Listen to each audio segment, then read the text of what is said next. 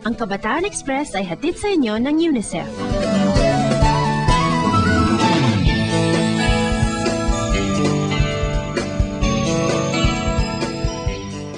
Makabago at liberated daw ang mga kabataan ngayon pagdating sa pag-ibig. Pero bago natin ibigay ang susunod na ulat, mag-survey muna tayo. Pabor ka ba sa PDA or public display of affection? Yes, of course. Why not? Masyado na pong modern new world niyan, kaya tingin ko naman, basta hindi over, no. Ikaw ba pabor ka sa PDA? Hindi ba? Hindi. Kasi mas okay kung we keep it private. Sa 10 tinanong namin, 5 ang nagsabing pabor sila sa PDA. Sa Dumaguete kaya? Sa ulat ng Dumaguete Bureau, inalam ni BM ang opinyon tungkol sa PDA, hindi lang ng kabataan, kundi pati ng nakatatanda. Panoorin natin ito.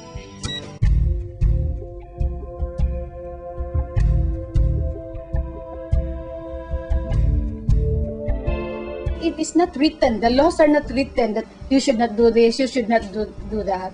But it is the kind of culture that we live in that says, oh, that is bad, that is not good. Public display of affection, or what we all know as PDA, seems to be widely accepted among young Filipinos nowadays. The youth of today has less inhibitions as compared to the youth before. The previous generations. No? In the previous generations, the youth would not even want to pass by the house of the guy whom they love or whom they have affection to because they're afraid. The family would say, oh, they're just trying to pass by, and you know, there are a lot of things that can be said about the woman or the guy. But nowadays, the woman even visits the home of the boys. It's not like before. The youth of today is not really afraid of what people may say about them. They're saying, my goodness, you are doing this and that in the streets. But the youth of today don't care about it. So what?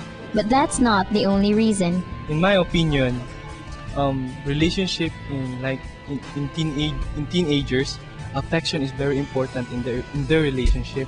Because in this stage, teenagers are more affectionate and they are very in a way showy in their feelings, and if affection is lacking in a relationship, then that relationship won't work. One reason would be that they want to reassure the partner, a boy or a girl for that matter.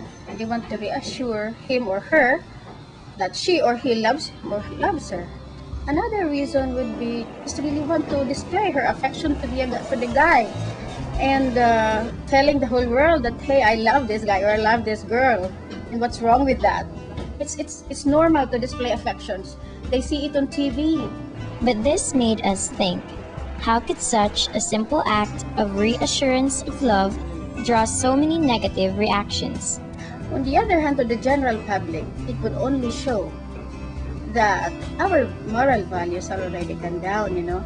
I mean, it's not the kind of values that we hold before, but we could not expect people to be just like before, like the Maria Clara style. Gone are those days. Still, parents often compare the present with the past. During our days, most of the parents are very strict with children. They are very conservative. They don't want their children to be with their boyfriend or girlfriends.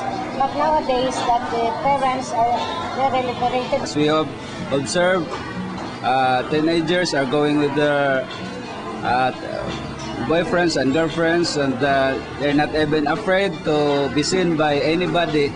Unlike in our times, that really our parents and friends or relatives are very strict when it comes to relationships. Young people now they are telling story anywhere, strike anywhere. Because of this difference in the way we demonstrate affection, most older people have the impression that we teens are too liberated.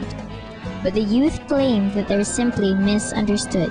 Every person is entitled to have that freedom of expression, a freedom that everybody's entitled without discrimination by other people. We have what we call freedom of speech. We have the right to say, to do whatever things we wanted to do because we are living in a democratic country. So if you see people doing PDA, so just leave them alone or just leave them as it is because they have their rights. But I think if people would only look at it, view it in a way that it is a loving relationship, it is an affectionate relationship, and not, without malice, I think there's nothing wrong with it. It's how public view it.